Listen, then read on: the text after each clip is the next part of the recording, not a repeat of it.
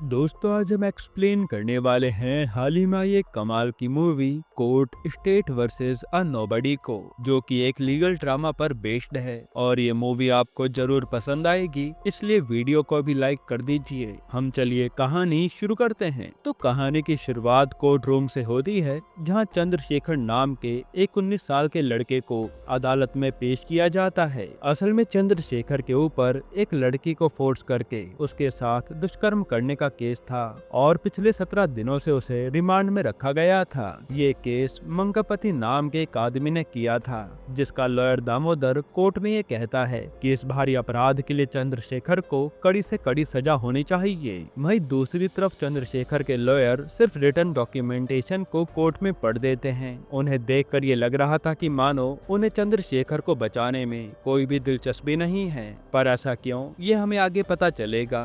खैर अब यहाँ कोर्ट ये फैसला सुनाती है कि चंद्रशेखर के केस का फैसला अगली हियरिंग, जो कि 4 दिन बाद होगी, उसमें सुनाया जाएगा। और इसी के साथ एक बार फिर चंद्रशेखर को जेल जाना पड़ता है। अब यहाँ से ये तो क्लियर था कि चंद्रशेखर को सजा होने वाली है। इस बात से चंद्रशेखर के दोस्त काफी परेशान हो जाते हैं, क्योंकि वो जानते थे कि उनका दोस्त निर्दोष है। इस वजह से वो उसे बचाने का कोई तरीका सोचने लगते हैं। तभी उन्हें पता चलता है कि मोहन राव नाम का एक लॉयर है, जो इस तरीके के केस सॉल्व करने में मास्टर है। इस वजह से वो लोग उसकी मदद लेने का सोचते हैं। अब जब वो मोहन राव के असिस्टेंट के पास कॉल करते हैं, तो वो कॉल सूर्या रिसीव करता है। वो उन लोगों को कुछ देर में वहां आने के लिए भी कहता है। असल में सूर्या मोहन राव के अंडर में पिछले 3 सालों से काम कर रहा था एक असिस्टेंट के तौर पर। वो काफी टैलेंटेड तो था, पर उसने आज तक कभी कोई केस नहीं लड़ा था, क्योंकि शायद मोहन राव को उस पर विश्वास नहीं था।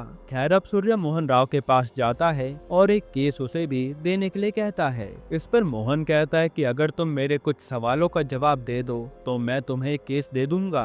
पर यहाँ सूर्या उनके एक भी सवाल का जवाब नहीं दे पाता, जिससे ये साबित हो जाता है कि वह भी केस लड़ने के काबिल नहीं है। खैर अब चंद्रशेखर के दोस्त वहां आकर सूर्या से मिलते हैं और उसे चंद्रशेखर के केस के बारे में सब कुछ बताते हैं। असल में वो केस पोस्को एक्ट से रिलेटेड था और ये केस तभी फाइल होता है जब कोई इंसान एक माइनर यानी कि 18 साल की उम्र से कम इंसान के साथ कुछ गलत काम कर दे। खैर अब यहाँ से कहानी पास्ट में जाती है, जहाँ हम चंद्रशेखर को देख पाते हैं, जो कि अपनी लाइफ एंजॉय कर रहा होता है। वो बहुत सारी पार्ट टाइम जॉब्स करके पैसे भी कमाता है। चंद्रशेखर की फैमिली में उसके माता पिता और उसके एक छोटी बहन होते हैं, जिसमें उसके पिता वॉचमैन का काम किया करते थे, यानी कि उसकी फाइनेंशियली कंडीशन काफी वीक थी। पर चंद्रशेखर के पिता उसे पढ़ने के लिए हमेशा मोटिवेट किया करते थे। हालांकि चंद्रशेखर का कहना था कि जिंदगी पढ़ाई से नहीं बल्कि पैसों से चलती है, और इसी वजह से वो अपने पिता की बात पर ज्यादा ध्यान नहीं देता था।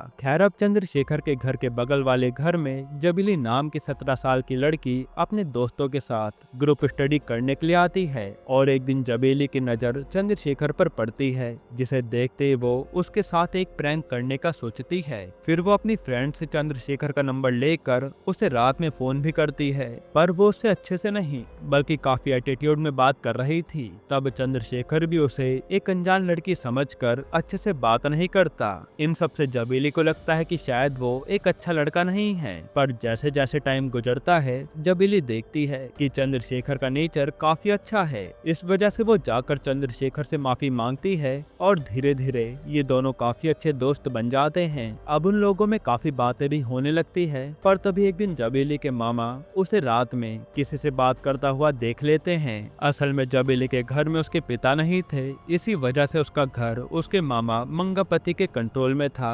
मंगापति एक अमीर आदमी था जिसकी एक राइस मिल थी, और वो अपने दुश्मनों को सबक सिखाने के लिए उन्हें झूठे केसेस तक में फंसा देता था, क्योंकि उसकी पहचान कुछ पॉलिटिशियन से भी थी। खैर अब इन सब के बाद कुछ दिनों तक चंद्रशेखर की बात जबीली से नहीं होती, जिससे चंद्रशेखर काफी टेंशन में आ जाता है। तभी एक दिन जबीली उसे एक पार्टी में इनवाइट करती है, जिसके खत्म होने के बाद जबीली उसे सारी बात बताती है। अब यहाँ वो दोनों एक दूसरे को देखकर काफी खुश थे, क्योंकि कई दिनों से बात नहीं हो पाई थी, तो आज एक दूसरे को देखना सुकून जैसा था। तभी यहाँ चंद्रशेखर जबेली को प्रपोज कर देता है, क्योंकि वो उसे काफी पसंद करने लगा था और क्योंकि जबेली भी उसे पसंद करती थी, इसी वजह से वो हाँ कह देती है। अब अगले दिन से जबेली चंद्रशेखर से मिलने के लिए रोज आने लगती है और वो कोचिंग के बाद ग्रुप स्टडीज के नाम पर बस उसी से मिलती थी और कुछ दिन ऐसे ही हंसी खुशी बीतते जाते हैं। फिर एक दिन चंद्रशेखर उसे अपनी माँ से मिलवाने के लिए घर भी लेकर आता है, जहाँ उसकी माँ भी जबेली को देखकर काफी खुश होती है। पर चंद्रशेखर ने अपने पिता को ये बात नहीं बताई थी,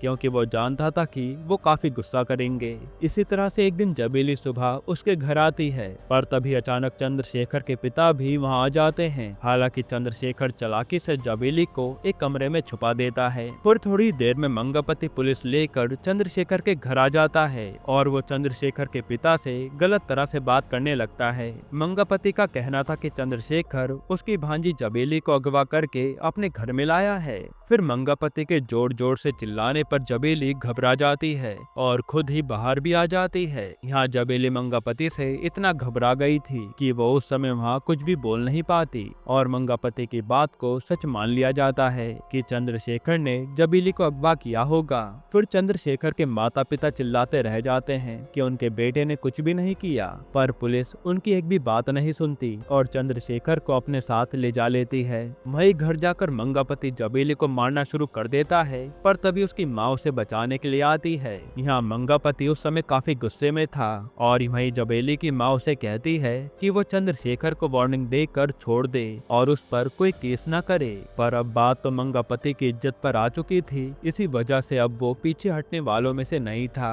वो तुरंत दामोदर नाम के एक लॉयर को हायर करता है और चंद्रशेखर के खिलाफ केस बनवा देता है कि उसने जबेली के साथ जबरदस्ती करने की कोशिश की है। हालांकि जब जबेली को स्टेटमेंट देने के लिए बुलाया जाता है तो मंगापति कहता है कि उसकी तबीयत ठीक नहीं है, इसलिए वो नहीं आ पाएगी। खैर अब इन सब के बाद चंद्रशेखर को पोस्को एक्ट के तहत जेल जाना पड़ता है। वहीं जब चंद्रशेखर के पेरेंट्स को ये सब पता चलता है तो वो काफी डर जाते हैं कि अब उनके बेटे का क्या होगा।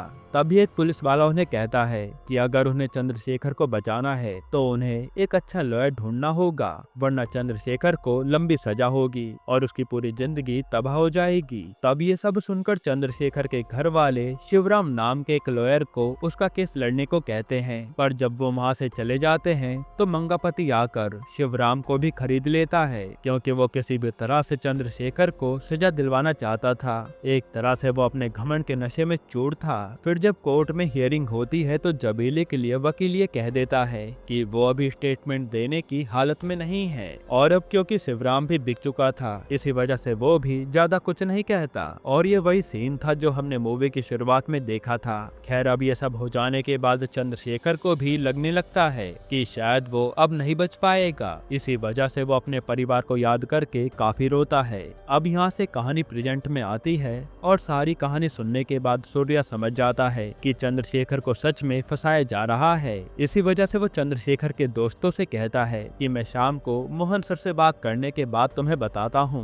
फिर जब सूर्या मोहन राव से इस केस के बारे में बताता है तो मोहन कहता है कि इस केस में चंद्रशेखर के बचने के चांसेस काफी कम हैं, इसलिए तुम उन्हें मना कर दो। पर यहाँ सूर्या थोड़ा इंसिस्ट करता है और कहता है कि सर अगर किसी केस में 1% भी चांस हो तो भी हमें उसे एक चांस देना चाहिए। पर मोहन उसकी बात इग्नोर करके उसे क्लाइंट्स को मना कर देने के लिए कहता है। हालांकि अब यहाँ सूर्या उस केस पर काम करने का मन बना चुका था, इसी वजह से वो अपनी एक फ्रेंड की मदद से एक नकली डॉक्यूमेंट बनवाता है और as a learning lawyer Mohan Rao की तरफ से उस केस को लड़ने के लिए चला जाता है। और इसके बारे में मोहन राव को कुछ भी पता नहीं था। फिर यहाँ जज उससे पूछते हैं कि आखिर उसने एंड मोमेंट पर इस केस को ज्वाइन क्यों किया, जिस पर सूर्या कहता है कि मंगापति जानबूझकर चंद्रशेखर पर गलत इल्जाम लगा रहे हैं, इसी वजह से मैं सच को सामने लाना चाहता हूँ। इसके बाद वो एक बार मंगापति के द्वारा पेश किए गए सभी एविडेंस को रीइन्वेस्टिगेट करने के लिए परमिशन मांगता है और उसे देखकर वो ये साबित करने में कामयाब हो जाता है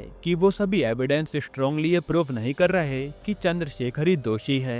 इसलिए वो कोर्ट से सच्चाई सामने लाने के लिए कुछ वक्त मांगता है, तो कोर्ट भी उसकी बात मानकर सूर्या को कुछ दिनों की मोहलत दे देता है। फिर इन सब के बाद सूर्या काफी खुश होता है क्योंकि उसे यकीन हो गया था कि वो अब चंद्रशेखर को बचा लेगा पर ये सब मंगापति से बर्दाश्त नहीं हो रहा था। इस वजह से वो अब अपना हुक्म का इक्का चलाने की सोचता है। फिर जब कोर्ट की अगली हियरिंग होती है तब मंगापति कोर्ट के सामने एक ऐसा एविडेंस पेश करता है जिसे देखकर सबके होश उड़ जाते हैं। असल में उसने एविडेंस के तौर पर एक वीडियो पेश की थी जिसमें जबेली और चंद्रशेखर एक रूम में अकेले जा रहे होते हैं और फिर उसके 16 मिनट बाद वो रूम से बाहर आते हैं। इन सब के बाद कोर्ट एक बार फिर एडजर्न हो जाती है और यह मंगापति कोर्ट से बाहर आकर सूर्या से कहता है कि मेरे पास पूरी एक स्टोरी है जिससे अब यह साफ हो गया है कि पहले चंद्रशेखर ने अपने दोस्त के साथ मेडिकल शॉप से प्रोडक्शन खरीदा और उसके बाद उसने जबेली के साथ दुष्कर्म किया और अब कोई भी मुझे चंद्रशेखर को सजा दिलवाने से रोक नहीं सकता।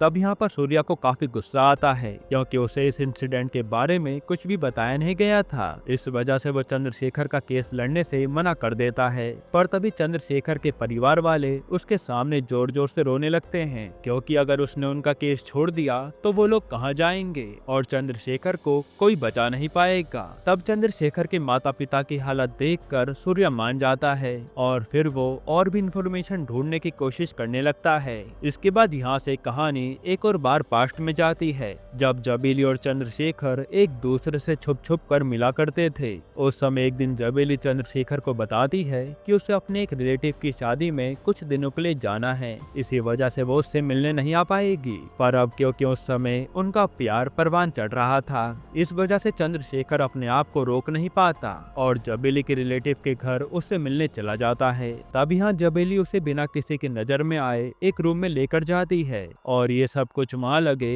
एक सीसीटीवी कैमरा में रिकॉर्ड हो जाता है। फिर जब शादी की सभी फुटेज चेक होती है तब मंगापति ये सब देख लेता है और अब वो चंद्रशेखर को फॉलो करने के लिए अपने लोग लगवा देता है। इसके बाद एक दिन जब चंद्रशेखर का दोस्त एक मेडिकल शॉप से प्रोटेक्शन खरीद रहा होता है तो वो उसकी एक फोटो निकलवा लेता है। इसी तरह से एक और दिन जब चंद्रशेखर जबेली को बस से उतार कर अपनी बाइक पर ले जा रहा होता है तब भी वो उसकी फोटो निकलवा लेता है और इसी तरह से एक नकली स्टोरी क्रिएट करता है क्योंकि वो चंद्रशेखर को सबक सिखाना चाहता था। यानी उसने एक तरह से अलग अलग दिन की फुटेज मिलाकर एक स्टोरी तैयार कर ली थी। खैर अब दूसरी तरफ सूर्या के काफी टाइम से अपने काम पर न आने की वजह से मोहन राव को उस पर शक होता है, इसलिए वो अपने दोस्त से उसके बारे में पता करवाता है। फिर जब उसे पता चलता है कि सूर्या उसके नाम से एक केस लड़ रहा है तो वो तुरंत उससे मिलने के लिए जाता है। यहाँ मोहन उसे कहता है कि उसमें जरा भी प्रोफेशनलिज्म नहीं है और वो उसे ये भी कहता है कि तुम किसी भी काम को बिना पूरा किए बस ऐसे ही छोड़ देते हो और ये तुम्हारी आदत बन गई है। यही वजह है कि मैं तुम्हें कोई भी केस नहीं देता, पर अब अगर तुमने ये केस लिया है तो उसे अच्छे से लड़ना। ये सब सुनने के बाद सूर्या काफी ज्यादा मोटिवेट हो जाता है क्योंकि अब उसे उसका सर का सपोर्ट भी मिल रहा था। फिर वो अब अपने केस पर और भी ज्यादा मेहनत करने लगता है। अब जब कोर्ट की नेक्स्ट हियरिंग होती है तब सूर्या कोर्ट में कहता है कि इस वीडियो को देखकर सभी को ऐसा लग रहा है कि शायद उस घर में उन लोगों के बीच में कुछ गलत हुआ होगा, पर ये तो बस जबेली और चंद्रशेखर को ही पता है कि वहाँ असल में हुआ क्या। इसी वजह से वो जबेली की स्टेटमेंट लेने के लिए उसे कोर्ट लाने के लिए कहता है, पर उसी वक्त जबेली का डॉक्टर कहता है कि उसकी मेंटल कंडीशन अभी ठीक नहीं है, इसलिए हम उसे कोर्ट में नहीं ला सकते। और इस सब की वजह से चंद्रशेखर की स्टेटमेंट रिकॉर्ड करवा ली जाती है और कोर्ट एक बार फिर एडजर्न हो जाती है। इन सब के बाद मंगापति समझ चुका था कि उसे आज नहीं तो कल जबेली को कोर्ट में स्टेटमेंट देने के लिए लेकर जाना ही होगा। इसी वजह से वो तुरंत घर आकर जबेली की माँ से कहता है कि जबेली को कोर्ट में ये कहना होगा कि उस लड़के चंद्रशेखर ने उसके साथ जबरदस्ती करने की कोशिश की है, वरना वो माँ और बेटी को जान से मार देगा।